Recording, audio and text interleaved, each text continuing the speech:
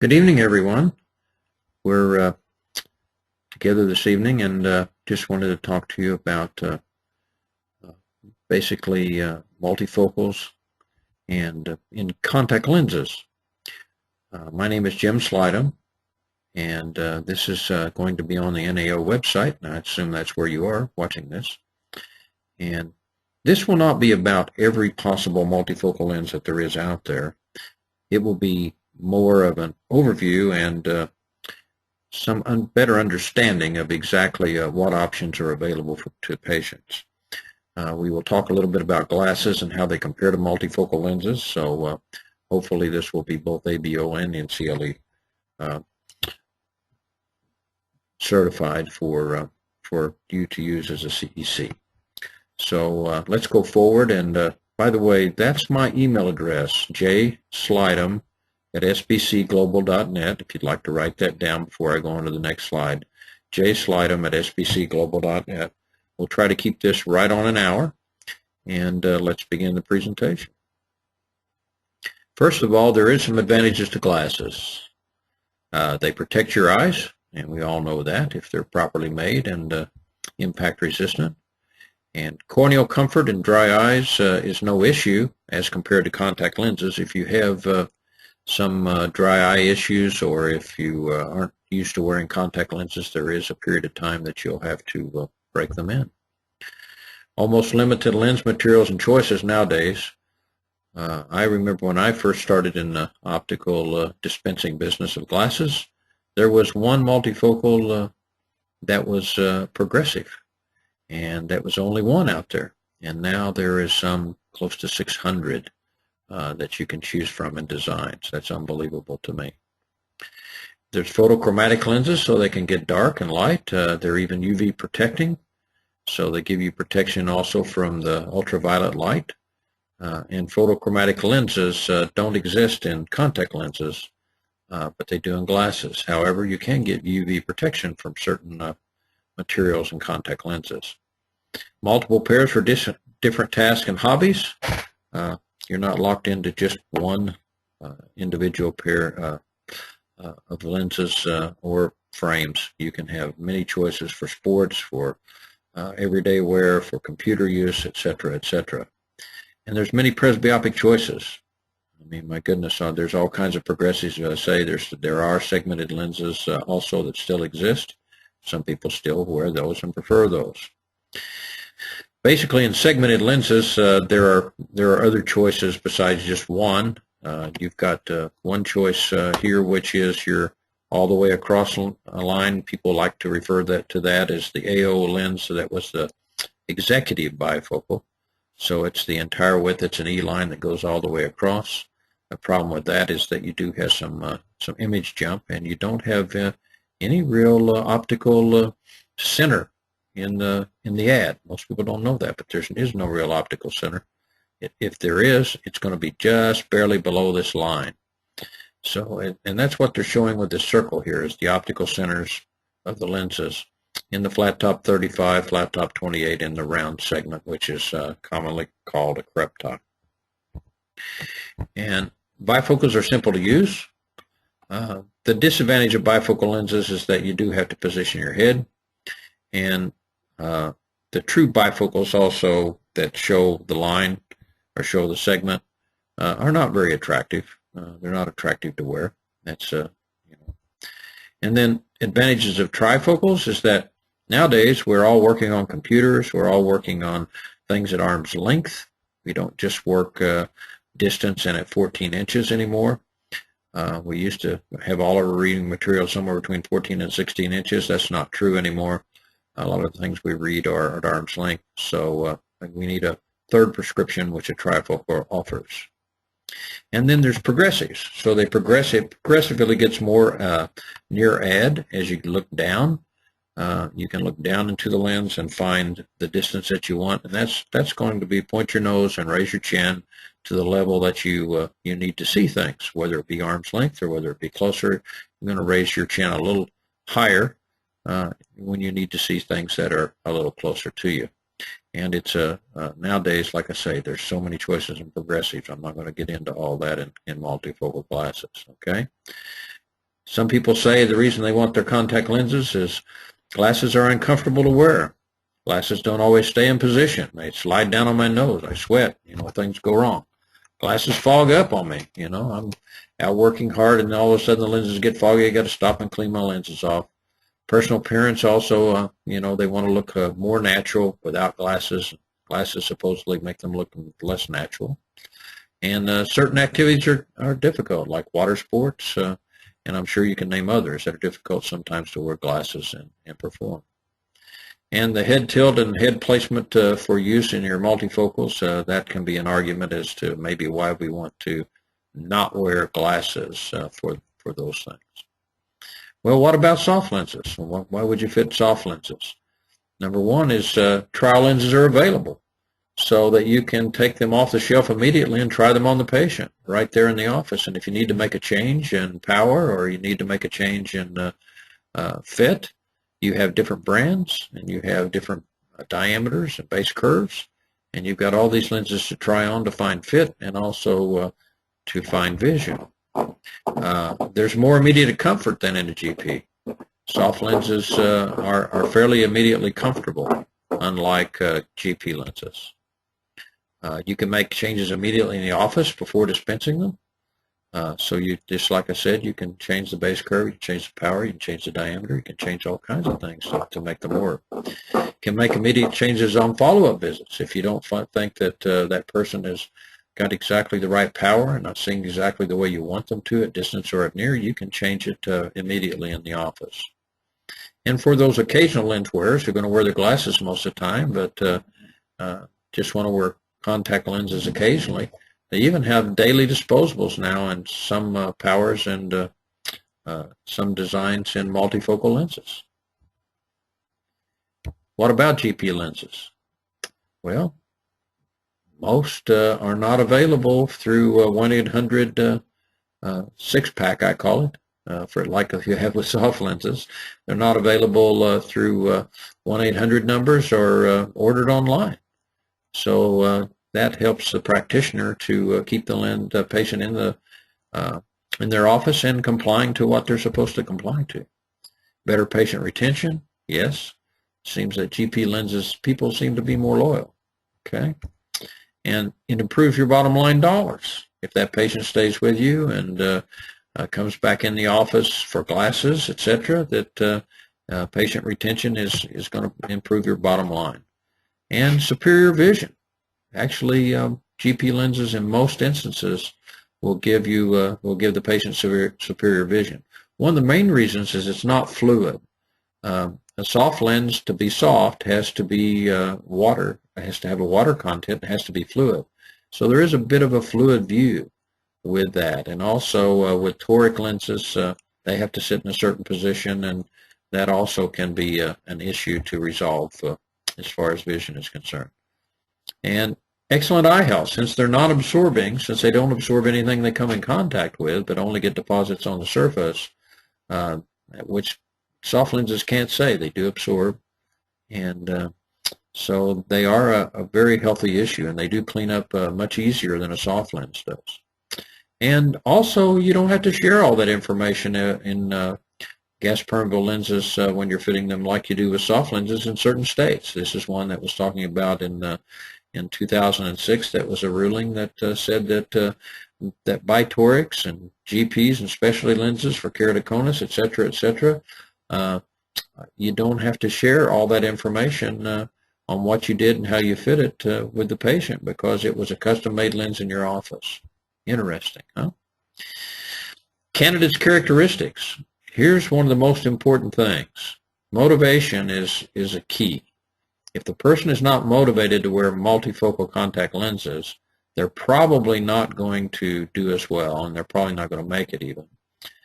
They have to have realistic expectations. If it's a progressive, simultaneous vision, which we'll talk about, where you see more than one image at a time, they have to have realistic expectations as to what their vision quality and quantity is going to be, especially when you get into higher add powers.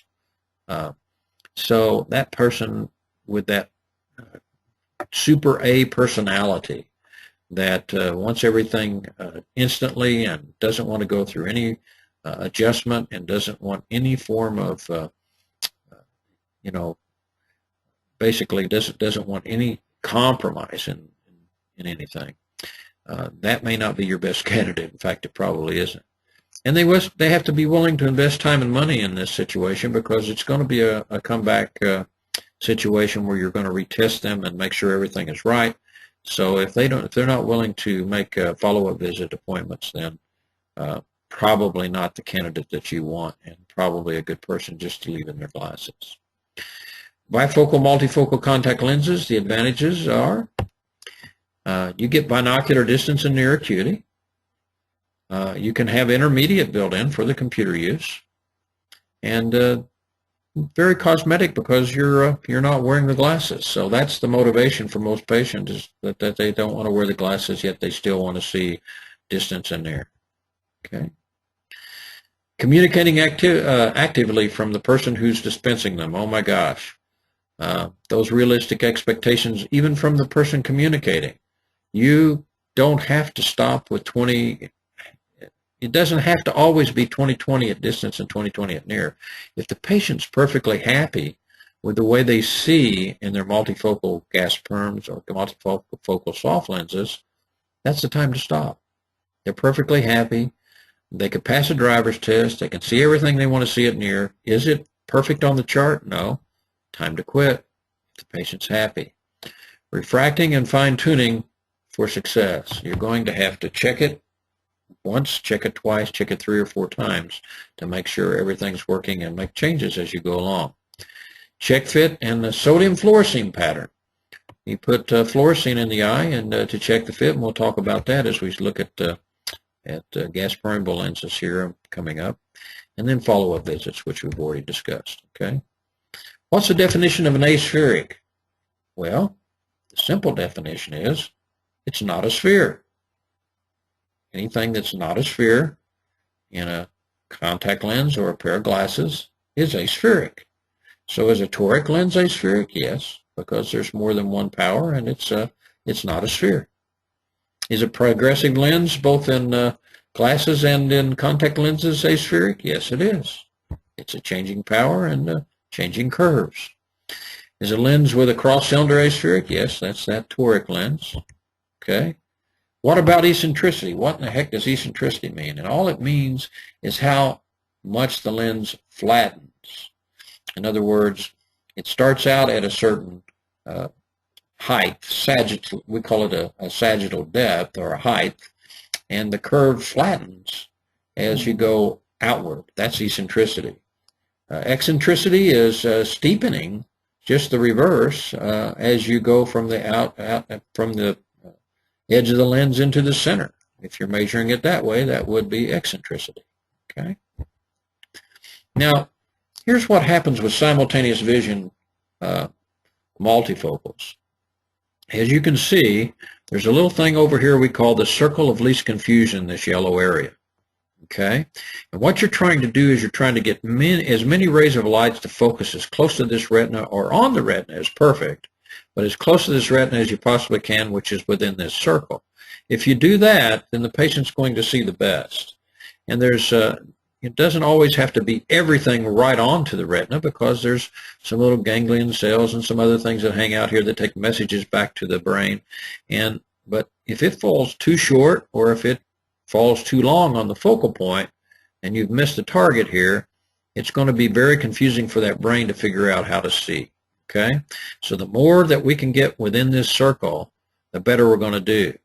And the more multiple prescriptions we put out here, such as, let's say that you have simultaneous vision, means that you see distance and your near ad all at the same time. So if it's too high an ad, then you're going to see more blur, because it's going to change the focal point a lot more. So lower ads will come closer to the circle of least confusion than higher ads do, because it will make it possibly the higher ads are going to focus beyond the retina here and miss the mark. And then, you also have some that fall short here. What we've got to do is try to get as many of those lines in that circle of least confusion, okay? So let's talk about different lens modalities here, designs and modalities. We've got soft multifocals. We've got GP multifocals. We have segmented lenses where we actually have segments in contact lenses, just like we do in glasses, where you can actually see the segment. We have target bifocals, meaning that it's just like a target. Nice little circle in the center is either for distance or for near, and this target and the circle outside that center circle is for possibly near or distance. You can reverse it and go either direction with it. Center near aspheric designs, that's what the majority of soft lenses are, and we're going to talk about that. The majority of soft lenses are center near designs. In fact, probably 95% that are listed in the Tyler's Quarterly are center near designs, and there's a reason for that. We'll talk about that.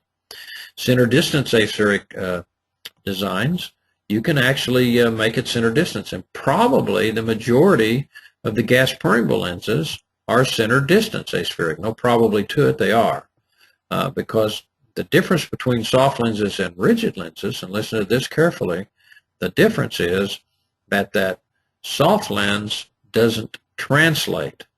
Translate meaning moving upward on a downward gaze. It stays in one spot. It just stays in one spot. And with the gas permeable lens, it moves up on a downward gaze if it's fitted properly, if everything works properly. So you pick up if the ad is in the, if the progressive ad is in the periphery of the lens, you're going to pick up more ad that way, and you're going to have a better distance view because it is center distance. As you look straight ahead, it's nice and centered. You're looking at your distance. As you look down, it moves up slightly, so you're getting your near. Simultaneous versus segmented lenses, we're going to talk about that. There are some compromises in vision in simultaneous vision lenses, and segmented lenses a lot of times will resolve that. So looking at this is a target bifocals. And basically you can build it with a distance in the center and the near in the periphery. Or you can reverse that and build near in the center and distance in the periphery. Most of your soft lenses are built this way instead of this way. However, there are some combinations where they put in the dominant eye, maybe this possibly would go in the dominant eye with center distance, and this would go in the non-dominant eye for center near. That may be a lesser visual compromise. Talk a little bit about that. Back in the day, there was a lens out there that Vistakon made in their bifocal lens where they actually did distance, near, distance, near, distance. They had repeating targets. Repeating targets. We'll talk about that a little bit. It's gone now, but it's kind of interesting to see how that was designed. One of the lenses that's out there called the Mandel Seamless, which is in a GP, it's blended out here, so you don't really see this very well. But basically you have center distance with this whole big area out here being the near. Okay, so there's your spherical center distance zone and there's your spherical near zone.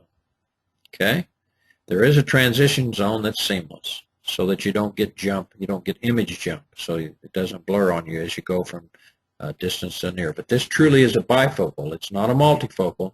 So all you have is distance and near. You don't have intermediate vision in this lens. Okay?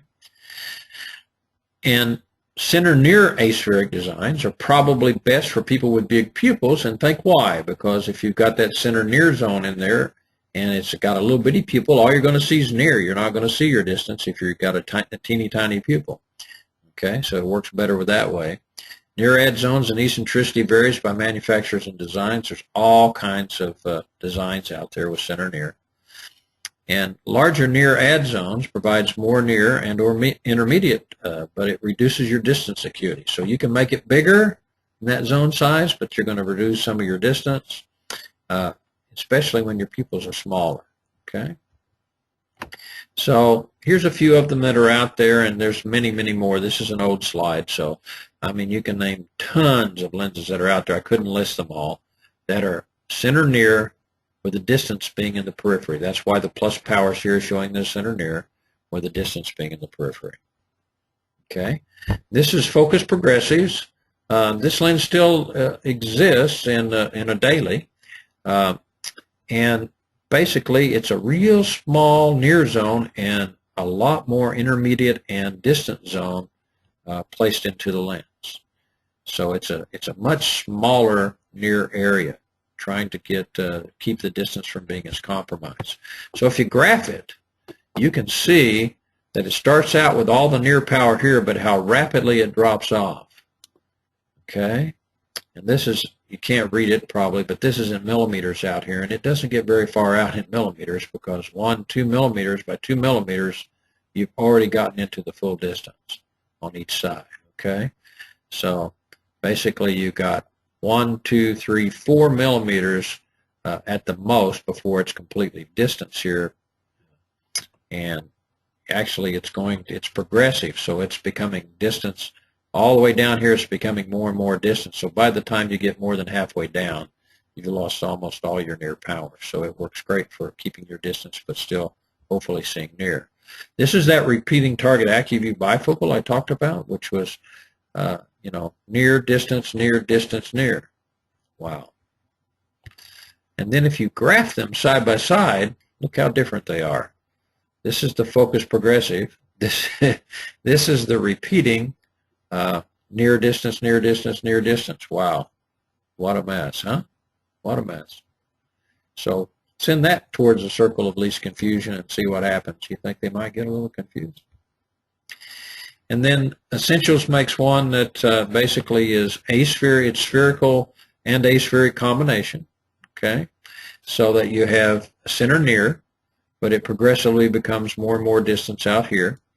And it's a combination of both spherical and aspheric.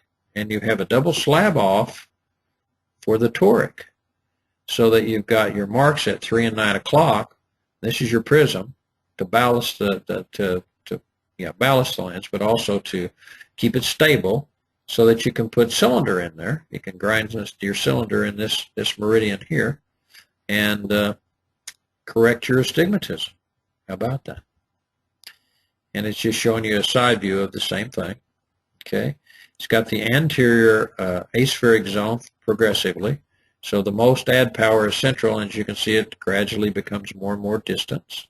Okay, and then you can put a toric on the back surface, and you can prism ballast it. Metro Optics makes one that's aspheric periphery, with the center being distance and spherical, and the aspheric zone is in the mid periphery, so that basically you have the best of all worlds.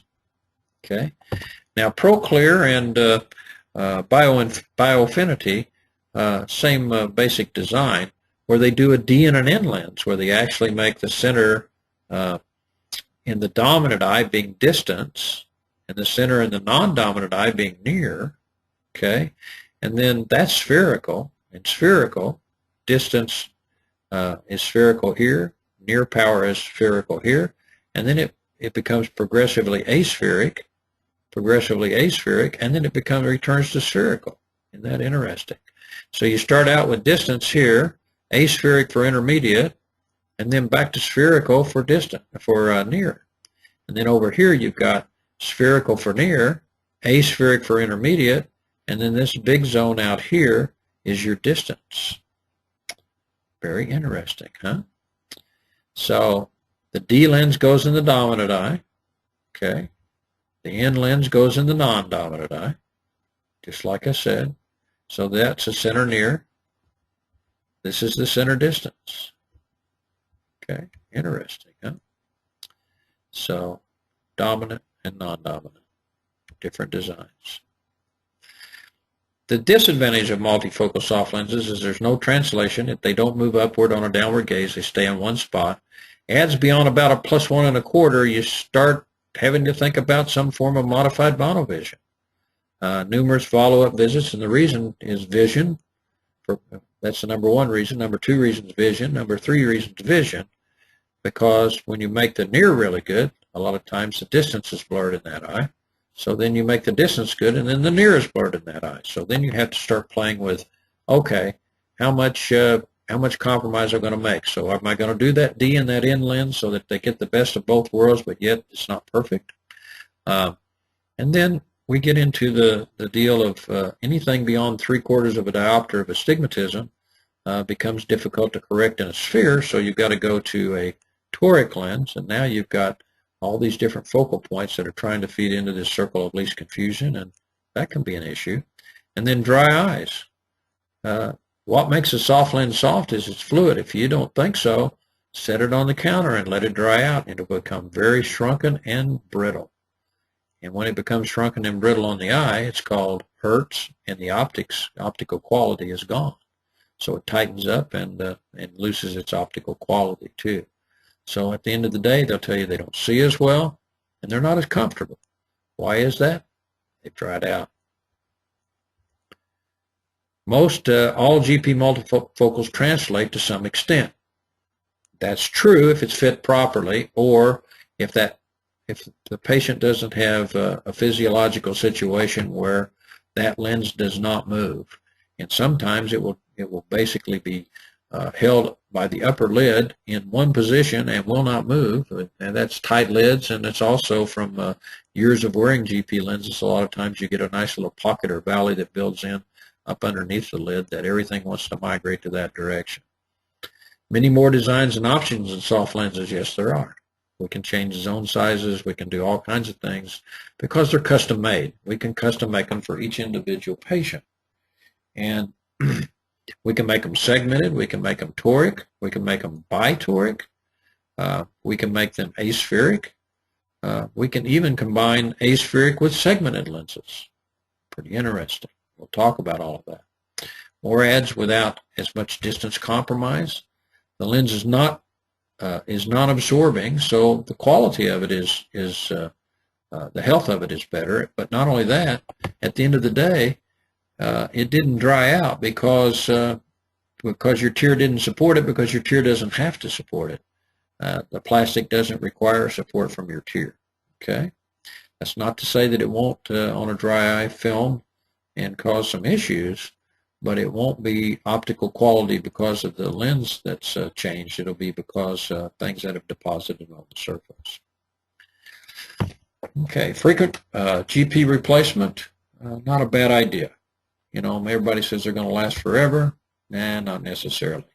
Can it block ultraviolet? Yes, it can. Are they available in soft lens materials? Yes, ultraviolet is. We look at fluorescein patterns with ultraviolet light, so if it's an ultraviolet blocking lens, sometimes it's hard to read the fluorescein pattern on a gas permeable lens. The tear layer between the back surface of the lens and the cornea correct corneal astigmatism. In other words, we don't always have to put cylinder in the lenses. We can put a sphere on the eye as long as it fits properly, and it will correct tremendous amounts of astigmatism. Tremendous amounts of astigmatism if you can get a good fit. Tears have a refractive index just like the plastic. In fact, on the front surface of the eye, pretty close to equal to the plastic.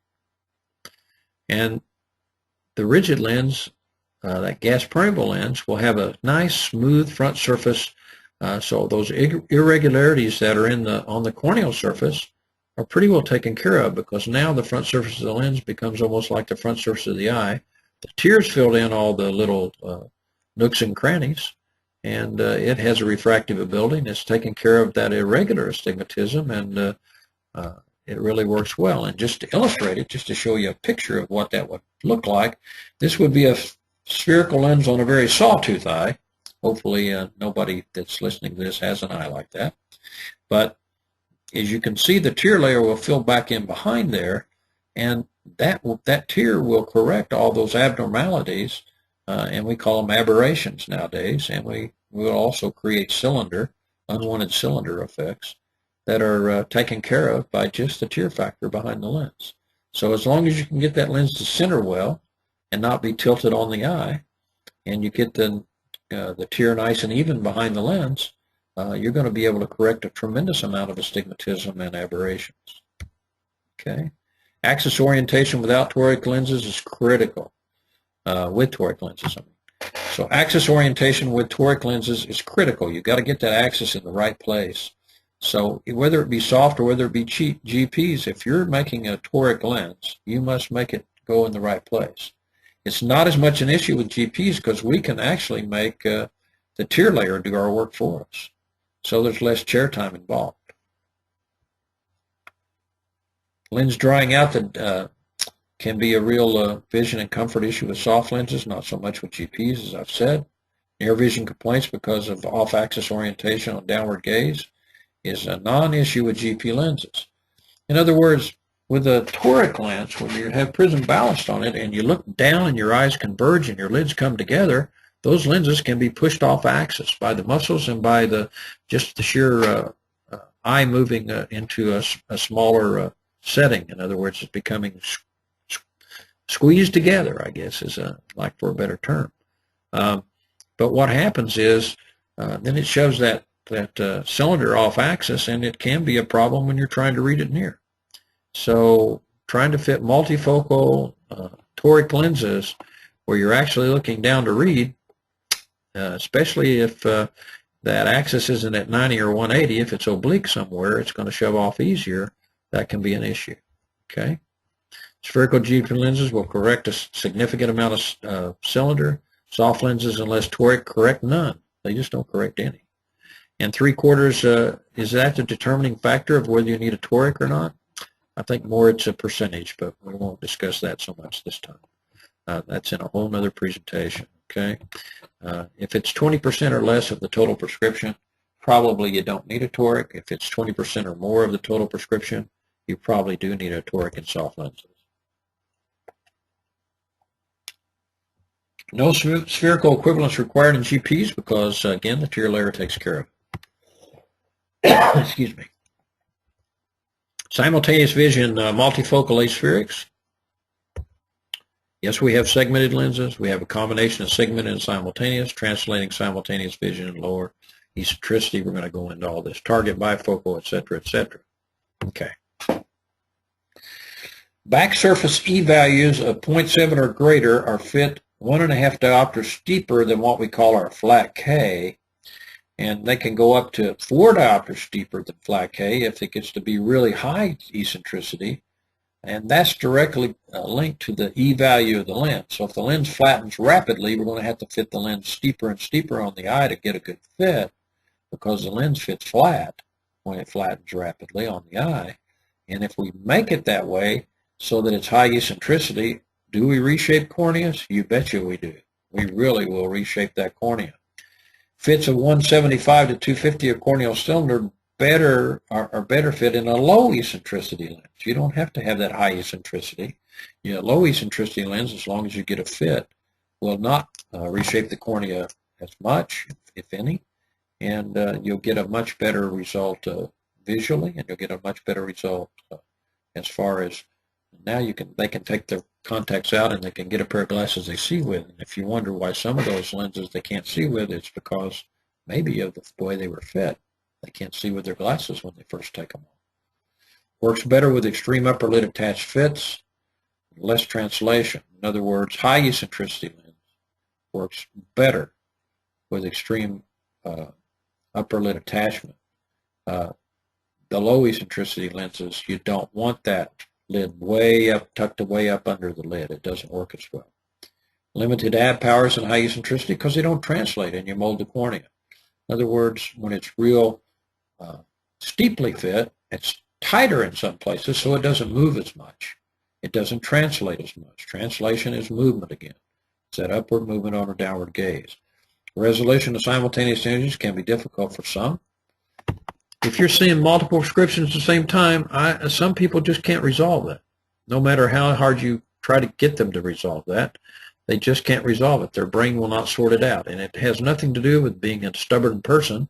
It may be visually, their brain just won't sort through it. Some people can, some people can't.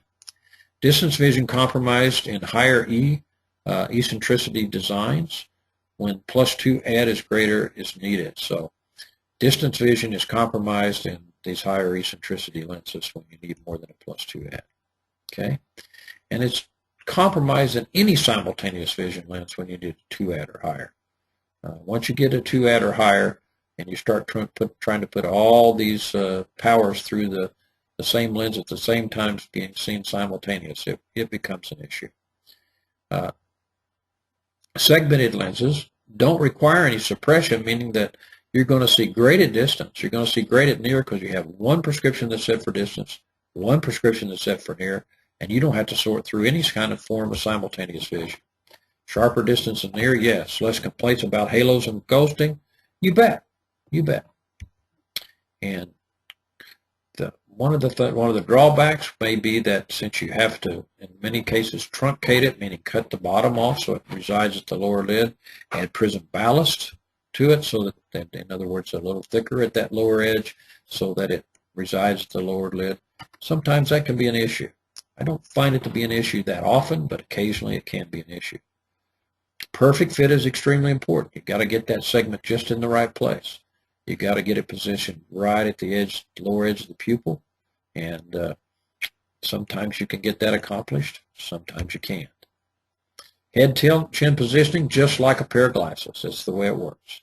You got to raise your chin and point your nose and to find the things that you want to read it near, just like you do with a progressive pair of glasses, okay, or with a segmented pair of glasses.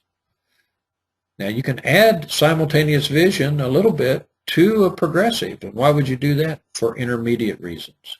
So if you had just a bifocal and you wanted to have a multifocal where you actually have some intermediate, you might put a little bit of aspheric on that lens to give you some intermediate vision, okay?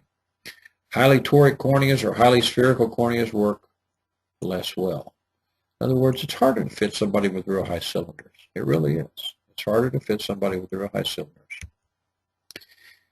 And just like it is in a pair of glasses. Same issues of comfort, positioning, perfect fit, and resolving simultaneous vision exist.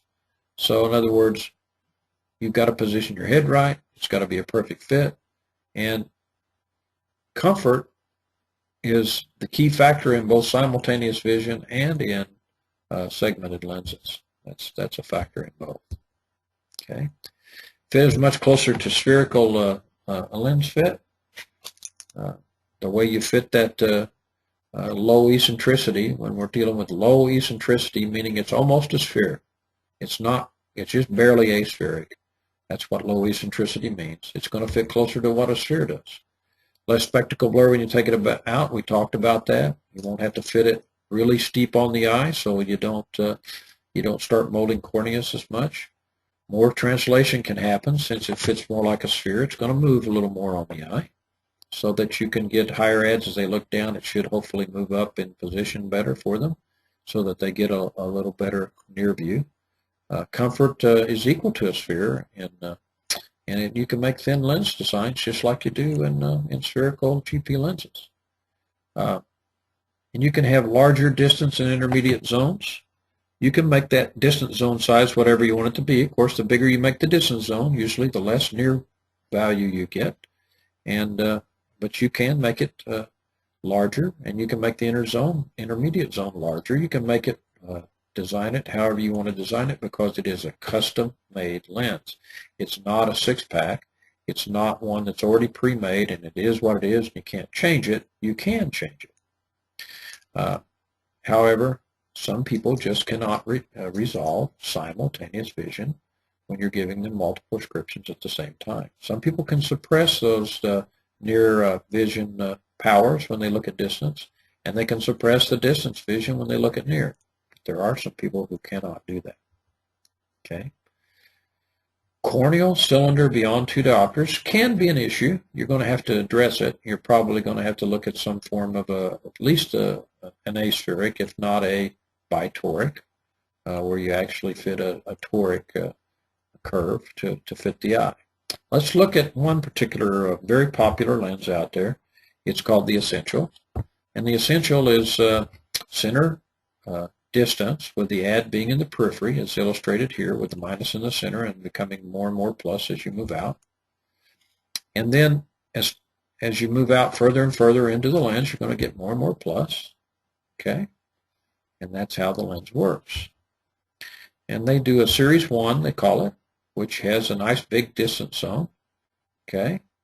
And that center area is showing you where the distance zone is before you start to getting into the add power. And then they do that series 1.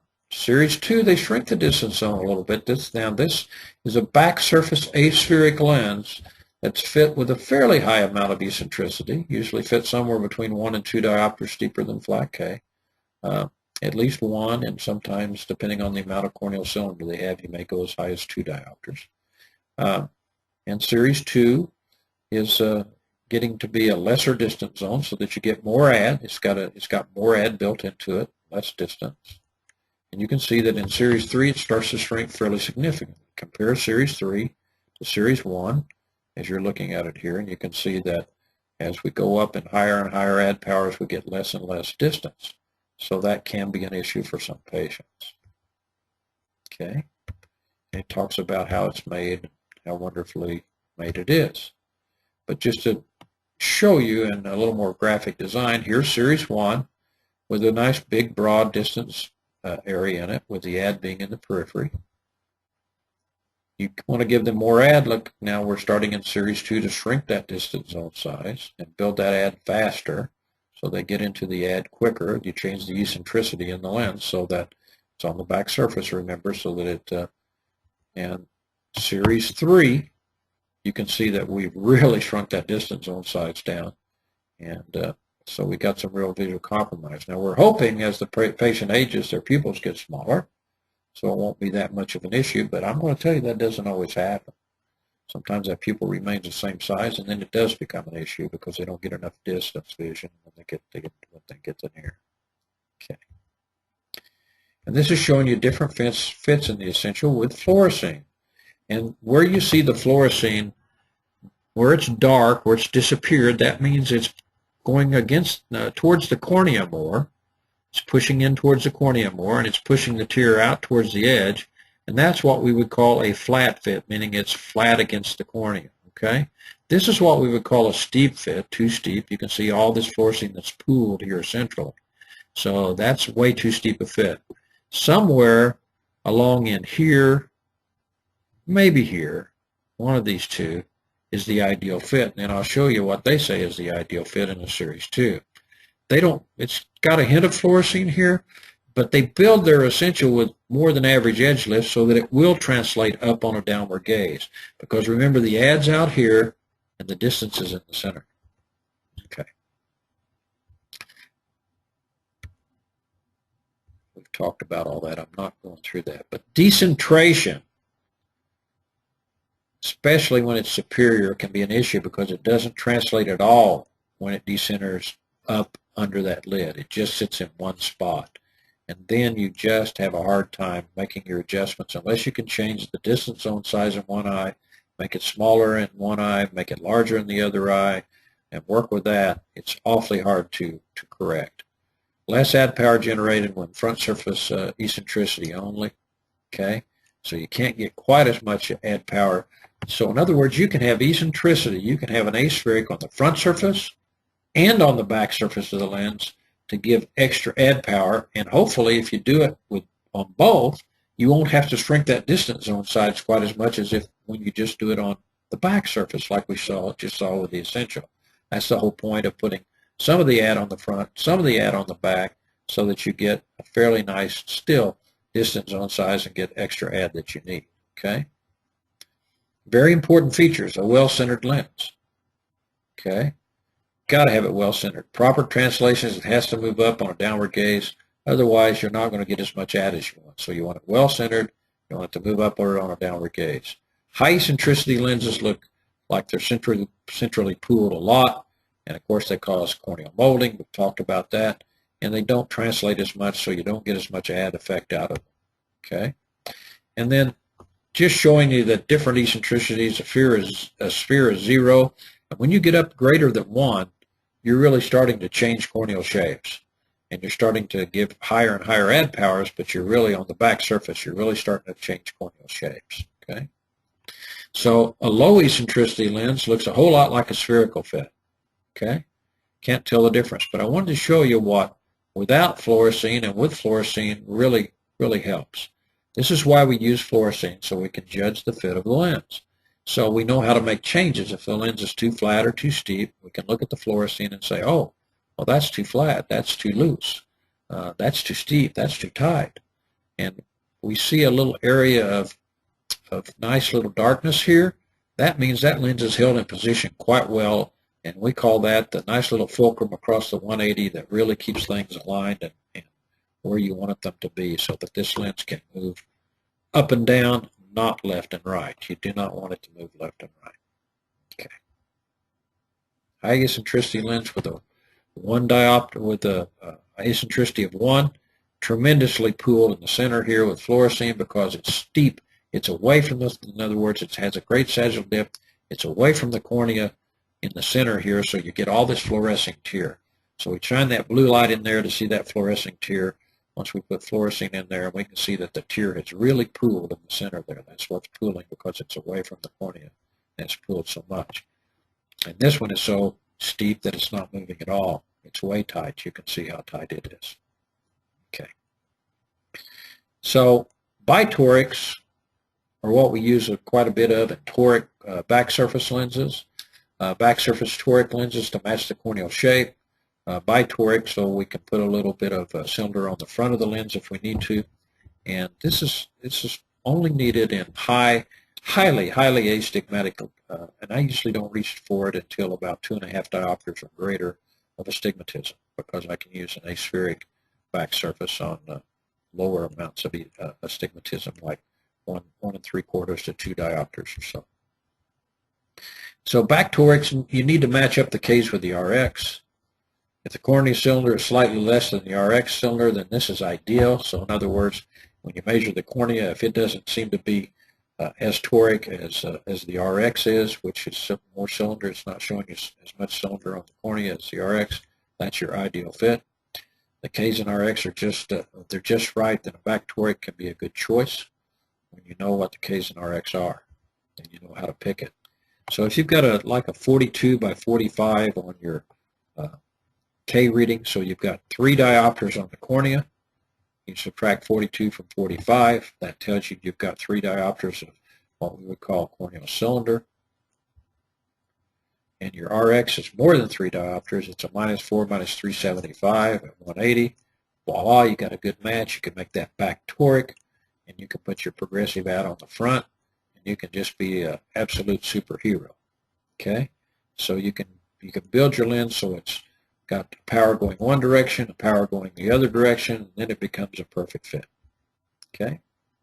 And you don't have to know, in a toric, back toric gas perm, you don't have to know axis. That lens will orient itself exactly where it's supposed to orient itself if it's made as if it were the same as the corneal shape. It will just go right into position. That's the magic of it. You don't have to know as much as you do fitting soft torics. Okay. Advantages: provides intermediate vision that monovision can't. Modified monovision means that you don't quite take away all the distance view in the non-dominant eye. You still give it a distance view, but then it's got a near view. That's what modified monovision is. Monovision in single vision lenses would be a full add power. An example would be, let's say that there are -3 in both eyes with a +2 add. So in one eye, you would give them the -3, and in the other eye, you would give them the -1. Well, that -1 eye is probably about 2100 at distance. Whereas a modified monovision, if we can give them a multifocal that's center near, let's say, as an example, and that would maybe make them 2040 at distance rather than 2100 and 2020 in the other eye. Now they're binocular. They actually have depth perception, and they can tell how far things are away from them, how close they are, without having all the visual compromise that they would have in true monovision. Okay, so that's what the modified monovision is. However, the disadvantage of modified monovision is that it is a visual compromise. You're not seeing quite as well as you would if both eyes could see distance equally well and both eyes could see near equally as well. Okay. Crisper, sharper vision in these wonderful GP multifocals, which I've already said. Easier and better correction in 2 or more diopters of astigmatism. It's easier to correct the astigmatism than it is in soft lenses. Lenses translate, hopefully they do, producing higher adds. Modified monovision rarely is required in most GP multifocal fitting. Less dry eye complications in GP lenses. Okay. So in multifocal designs, you have simultaneous vision lenses, you have translating lenses, but you also can put a little bit of simultaneous vision in with your translating lenses. You can build an aspheric back surface on this bifocal, and give them some intermediate vision along with their near, and give them a nice big distance zone. You can build this distance zone to be pretty big, and then progressively become more near, and then by the time they get down here in the bifocal, then we don't need the aspheric part. It could be blended out, and basically that could be spherical. Here you could just take a zone, which is done, and just take a zone and put some progressive aspheric even on the front surface if you want to. You can do it on the back surface. You can do it on the front surface. Most people do it on the back. And just do a little area of aspheric here. This would all be spherical distance power. This would all be spherical near power. And there's a nice little short area of progressive intermediate vision. That would be for your computer or whatever. Okay. Traditionally, this is probably one of the more popular ones, the little smiley line. Straight line across still exists. We still have that. And we do have progressive simultaneous vision multifocal right here in the center, which is center distance in most cases with add being in the periphery. Okay, center distance add in the periphery. So the advantages of aspheric contact lenses is you get binocular vision, you get intermediate vision, and it's as easy to fit as a single vision lens, basically. If you just got to look for your fit. Okay. So aspheric progressive power changes progressively in one or more zones in the periphery. We've already covered that. Radius changes. I'm just going to go through this one real quick. I'm going to go right here. Back to that simultaneous vision. The whole point of it is sometimes people can't sort it out because they don't get enough in that circle of least confusion to satisfy them. So what has to happen? If that lens centers well, then you've got your distance right over the center of the pupil at distance, and then as they look down, that lens will move up, they get into the add. Okay? So centration is key, it's key, it's key, it's key. If it rides too high, okay, that lens tucks up under that upper lid, then they're looking through the multifocal. So then we would have to build that distance zone size so big that we would never get into enough add. If it rides too low, oh, once again, this multifocal is all the way around, in a circle. So basically the same problem that you got over here. And a lot of times what happens when they ride low is when they look down, the lens does move up, but it moves into position of their distance. So they see horribly at distance and they see horribly at near. Nothing works, okay? So high eccentricity lenses back surface are generally best suited for, I've been through this too. I'm not going to go through this. High add in the periphery sometimes causes peripheral flare, blah, blah, blah, blah, blah, blah, blah. Less translation, usually limited in high eccentricity lenses. I've kicked high eccentricity lenses around long enough here. Let's move on. Okay. So lens positioning is critical for vision. Lens positioning gives clues for adjusting the fit. If you gotta make that lens center. So that gives you a clue of what to do. Sodium fluorescein patterns gives clues for adjusting the fit. If you look at it, you can see if it's too steep, too flat, too loose, just by putting some sodium fluorescein in there. Okay. Overall refraction is a final clue. So first of all, you look at where the lens is positioned. Second, you look at the sodium fluorescein pattern. And third, you over refract. Every one of those things will give you a clue as to how to fix that fit. How are you going to fix that fit? Okay. Why do we talk about sodium fluorescein patterns? So we can define the fit better. It gives us a better idea. Looks like a great fit without it. As you can see, this is a really steep fit. You wouldn't have known that without sodium fluorescein. Okay. Here's the same lens fit with and without fluorescein. This looks like a pretty darn good fit. Then you look at it here and look at all this pooling down here and the darkness up here, and you say, well, maybe it's not quite as good a fit as I thought it was. It may be a little flat up here, and it's pushing against the cornea, and we know it's flat down here. Look how much is lifting off the eye with every blink. Oh my gosh, that thing's really got way too much inferior edge lift. Okay, so you use a Ratten filter because with fluorescein, you can't see it sometimes because we have ultraviolet blocking materials now. Okay, so this is the ideal fit that you're looking for. This is too steep a fit. Again, it's centrally vaulted. This one's too flat. Look how it's pushing against the cornea, and then all this pulling on the outside. So the tear is being pushed to the outside. That means it's pushing centrally, so it's way too flat against the cornea. This one's vaulted away from the cornea.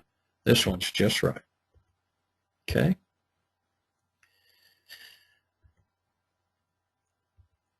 Proper base curve is everything. That'll help you with your centration. You've got to figure out which base curve to put on there. Determines the lens power tear layer behind it.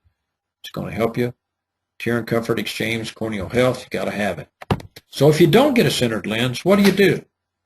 Well, sometimes I do what we call a reverse curve, where we actually do reverse geometry, a reverse curve, meaning that you put a secondary curve in this lens somewhere beyond the base curve that is steeper. It's like the hat band, tightening the hat band down on the hat, so that the lens can't move out of position as much, that it stays centered better. And in this case, I could build a centered distance with the ad being in the periphery. That's the ones we've been looking at all throughout these GP fits, and that would be a great one. But if I wanted to do a modified monovision because I didn't get enough ad, similar to what you do in ProClear soft lenses, which we showed earlier in soft lenses, then I can reverse that, and I can actually make a center near small zone, big distance zone, okay, and make that same reverse curve, reverse geometry in the non-dominant eye. Can do that in the non-dominant eye. So now I've got centration, hopefully, in both eyes. Boom, boom. And I've got a center distance and a center near combination. Custom. That's what you can do with GPs that you can't do with soft lenses. Okay? Evaluating the distance. Allow the lens to settle 20 minutes at least. Okay? Test them one eye at a time. Test them both eyes together. Okay? Don't use a phoropter because it makes their pupils dilate. It gets dark behind there. Use it with freely held lenses when you check their vision in multifocals, whether it be soft or whether it be gas perms. Always do it that way. Always do it that way. Translation for greater ad. Do GPs translate? Yes, if they're fit properly. Do soft lenses translate? No, they don't. Okay? So now we have a segmented lens here. Okay? And we've got an aspheric lens here. You can see the actual segment, and that would be a great fit because it's resting at the lower lid. It's well centered, and you've got that line tangent with the lower edge of the pupil. It's right up even with the lower edge of the pupil. That's exactly what you're looking for in a segmented lens. And did you know segmented lenses existed? You may not. Okay? Can't resolve simultaneous vision. Astigmatism, you got high corneal toricity. You can make a bitoric or a backtoric on that segmented lens. Okay? High ad powers of +2 or greater, not a problem in a segmented lens. Okay, because it's not simultaneous vision, so you can make that ad power anything you want it to be, and prism is needed for positioning and long-term RGP lens wearing. Okay, advantages of a segmented lens: can see distance only at distance, can see near only at near, sharper distance and sharper near acuity. Okay, having a fitting set is a must. It really is. I mean, you can order, if you don't mind ordering the first one as your diagnostic. You can go off of Kaizen RX and pupil size and make all these measurements and that sort of thing. So that first pair of lenses is really not going to be the ones that you dispense most likely. It's going to be the ones that you put on the eye and decide how you're going to change the fit, because it has to fit perfectly. No amount of measurements are as good as putting a lens on the eye and seeing exactly what it's going to do, because you have all different base curves and all different, ways of measuring and looking if you've got that segmented lens that's already built. Then you know whether to raise that segment height, lower that segment height, what you need to do. So you can make the adjustments before you order it, and you get immediate feedback from the patient whether there's going to be comfort there or not. So basically it works like this. As they're gauging straight ahead, you got the distance. Here's the near down here. When they look down, then that lens is going to move up slightly, but it's also going to stay in position more than that, so that their eye is actually moving below the lens. As you see, it's still in the same position, but their eye moves below the lens against the segment part of the lens. Okay, that's what the prism ballast and the truncation helps it do. It helps it stay in that one position. Okay, so a good fitting bifocal is between the lids. It's resting at the lower lid, gives good upward translation. It'll drop within 1 second of the blink. Okay, and you've got tangent with the lower edge of the pupil, and you got adequate edge lift, and that seg runs perfectly across the 180 line. Okay, and the seg should drop in 1 second or less. Okay, And here can be an issue. Lower lids, lower lids, lower lids. If it's tangent with the color portion of your eye, which is the same size as the cornea, the iris is the same size as the cornea, then you've got a good place to rest that lens. If it's up too high, you know you're going to have a look. Look how much higher you can make the seg here and how much lower you're going to have to make the seg here. Or when you put a lens on, you could really see that. And if you've got a lot of white showing down here between the lid margin and the limbus or the cornea, then what's going to happen is that lens is probably going to drop even back in behind that lid because that lid is turned out. And you probably do not have a candidate for a contact lens here. This would be marginal because you have to make a real low seg. That would be ideal for just exactly what you're looking to fit. Truncation is cut off, and then you have a segment line. So truncation is what helps it rest at the lower lid along with prism ballast, and you want it to be tangent with the lower edge of the pupil. Rouse means if the prism isn't in the right place, if it's to the right, you would add degrees. If it's to the left, you would subtract degrees to make it right. So rouse is how you correct it. So you can change that prism, and you can put it at a different axis so that you want it to be right at 90. So if it's over here somewhere, then you could set the prism back over here somewhere so that the lens itself and the segment resides at 90. Okay. Segmented bifocal looks just like that when it's a perfect fit. You can add that aspheric to the segmented, and we even have trifocals. And I think I'm done on time. I think this is 1 hour. And I thank you very much for your attention. And you decide which one you want to go to. Simultaneous vision, high eccentricity. Simultaneous vision, multifocal, low eccentricity. A segmented multifocal. Combination of segmented and simultaneous vision. Reverse secondary curve that I showed to make that lens stay in position in simultaneous vision multifocal. Spherical, aspheric, or toric base curve. You can do all of those things. You can do them all. Okay. Simultaneous vision, lower back surface eccentricity, more translation possible. So in other words, you can actually do simultaneous vision, lower back surface eccentricity, so that the lens translates better. So that low eccentricity versus the high eccentricity. You decide. Thanks a lot. Appreciate you listening.